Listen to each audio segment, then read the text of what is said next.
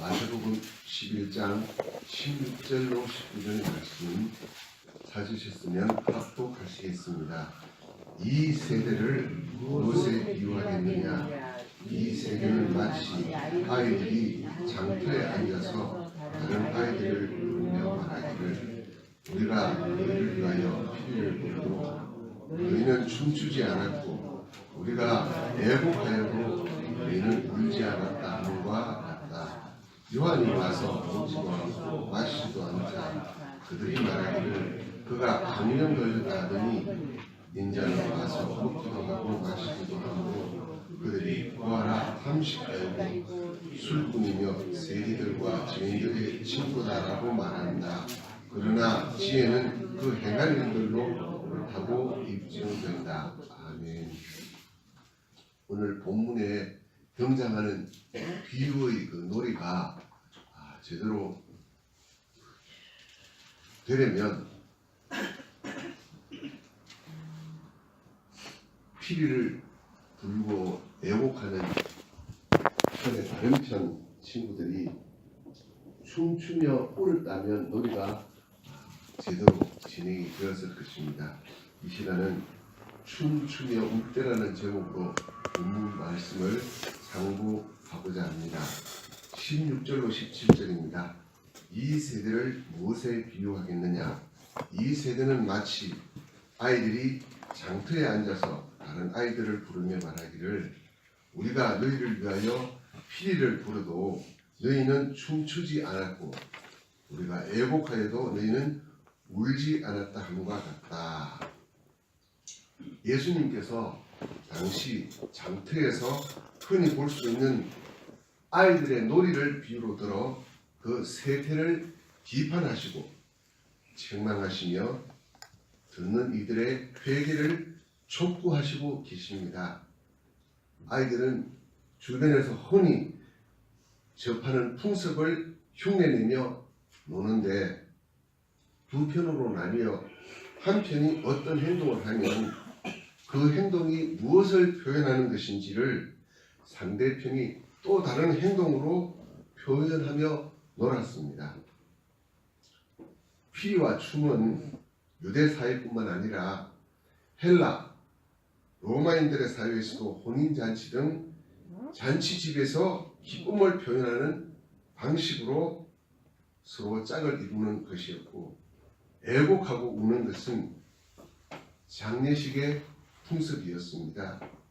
본문의 첫놀이들은 한편의 아이들이 결혼식을 연출하려고 피리 부는 신용을 하였으니 일반적인 경우라면 분명 남은 편이 결혼식 피리에 어울리는 춤추는 신용을 하면서 놀이가 무르익게 되었을 것인데 그냥 멀뚱멀뚱 보기만 하고 있으니 놀이가 제대로 될 수 없었습니다.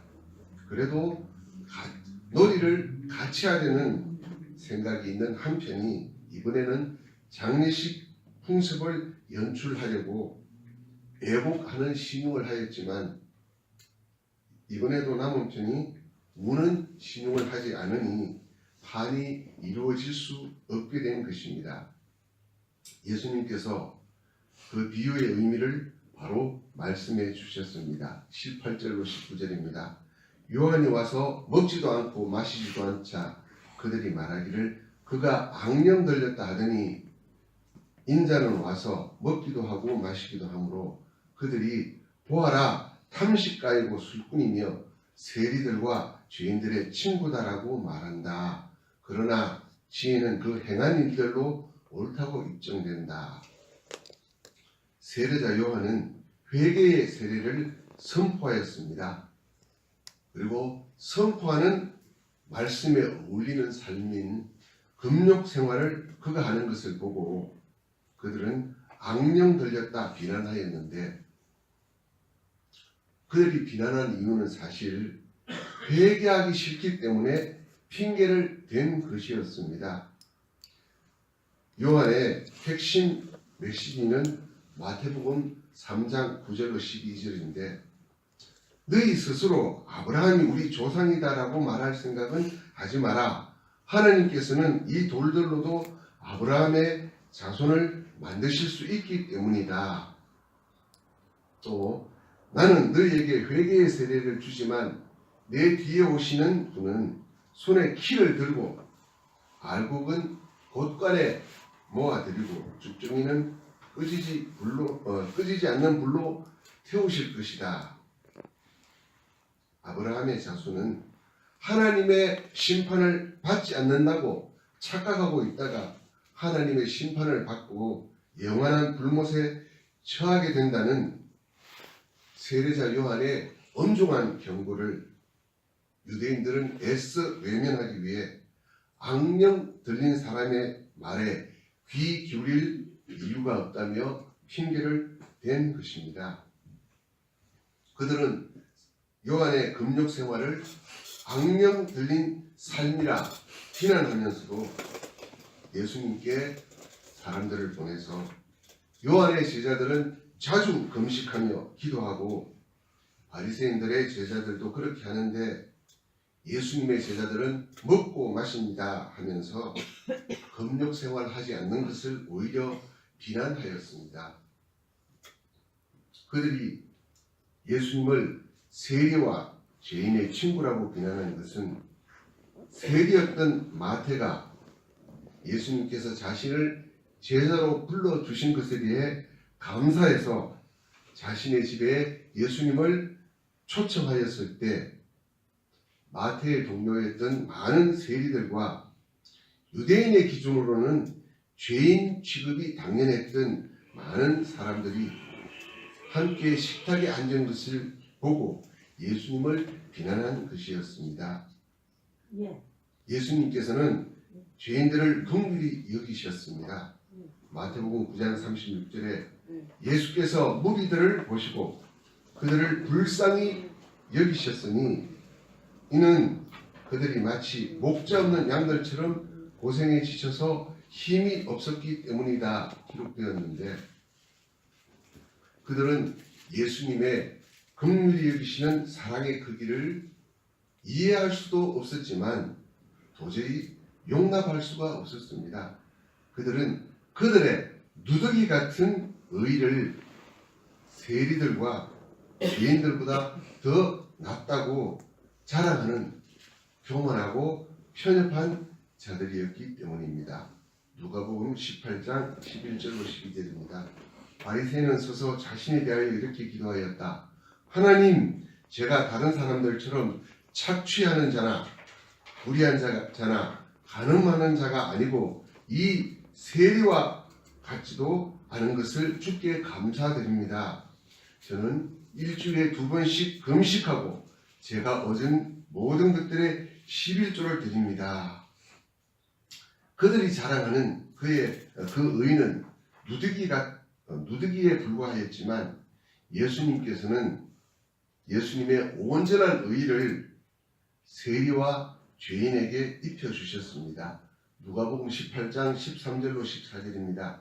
그러나 세리는 멀리 서서 감히 하늘을 향해 눈을 들지도 못하고 다만 자기 가슴을 치며 말하기를 하나님, 죄인인 저를 불쌍히 여기소서라고 하였다.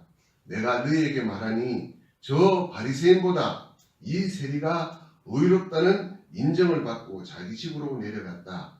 자신을 높이는 자마다 낮아지고 자신을 낮추는 자는 높아질 것이다.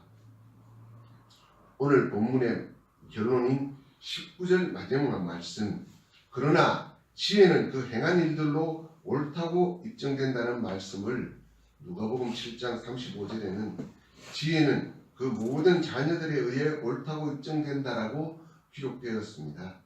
자녀는 열매를 의미하고 그 결과를 의미합니다. 열매를 보아 그 나무를 평가하듯이 모든 인생은 하나님께 인정받아야 옳은 것이라는 말씀입니다.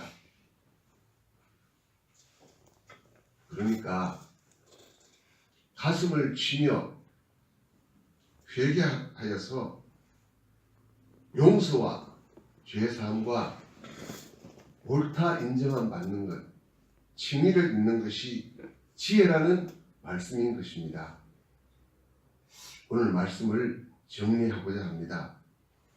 오늘의 본문에는 두 편의 아이들이 등장합니다. 한편의 아이들은 열심히 피리 불기도 하고 애곡도 하였습니다. 이것은 하나님께서 세례 요한을 보내어서 애곡하고 계신 것이고, 또 예수님께서 오셔서 혼인잔치의 기쁨을 주셨다는 말씀입니다. 그런데 그들의 피리 불기와 애곡하기에 춤추기와 울기로 응답하지 않은 다른 편의 아이들은 우리 회개할 줄 모르는 인생을 보여주는데, 아마 다른 편의 아이들은 나라면 피리 불기를 그렇게 연기하진 않아, 나라면 애곡하기를 그렇게 연기하진 않아, 좀 제대로 연기해보라는 자세였을 것입니다. 유대인들은 메시아를 기다렸지만 그들은 다윗처럼 주변 나라를 정복하고 이 땅 위에 천국을 건설할 것을 기대하였습니다. 그들은 하나님께서 주실 영원한 나라에 대해 관심을 가지지 못한 어리석음 때문이었습니다. 이 다른 한편의 아이들은 누가복음 18장 11절로 12절에 등장하는 바리새인 같은 삶을 보여줍니다. 하나님, 제가 다른 사람들처럼 착취하는 자나 불의하는 자나 가늠한 자가 아니고 이 세리와도 같지 않은 것을 주께 감사드립니다. 저는 일주일에 2번씩 금식하고 제가 얻은 모든 것들의 11조를 드립니다 하며 하나님 앞에 교만한 자세를 가지고 있습니다.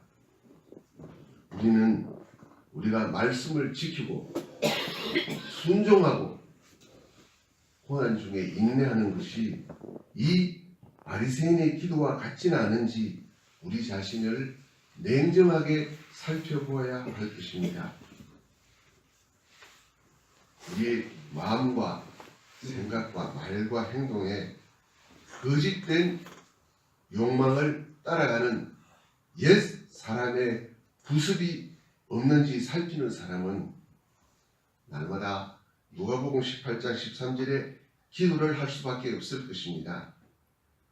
그러나 세리는 멀리 서서 감히 하늘을 향해 눈을 들지도 못하고 다만 자기 가슴을 치며 말하기를 하나님, 죄인인 저를 불쌍히 여기소서라고 하였다.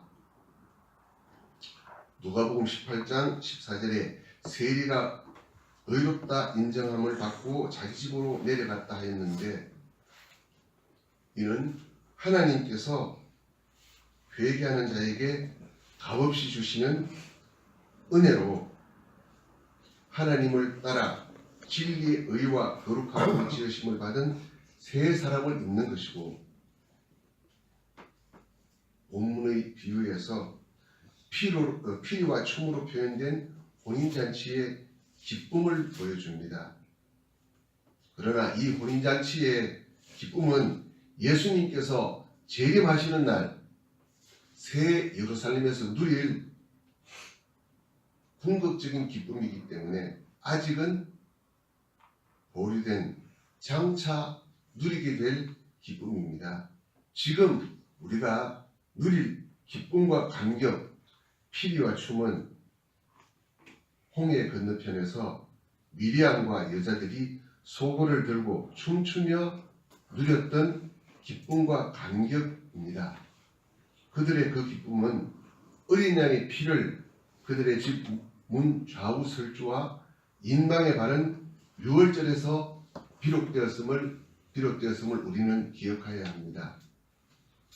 본문 19절에 인자는 와서 먹기도 하고 마시기도 하였다 하셨는데, 예수님께서 제정하신 먹고 마시는 것은 바로 성찬의 빵과 포도주를 보여줍니다.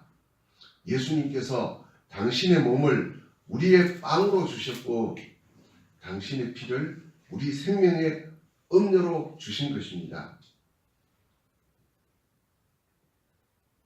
우리에게 구원의 감격과 기쁨을 주시기 위해서 예수님께서는 살을 찢으시고 피를 흘리셨음을 우리가 기억하지 못한다면 우리의 삶도 피리를 불어도 춤출 줄 모르고 애곡하여도 울지 않는 그들과 결코 다른 것이 없을 것입니다.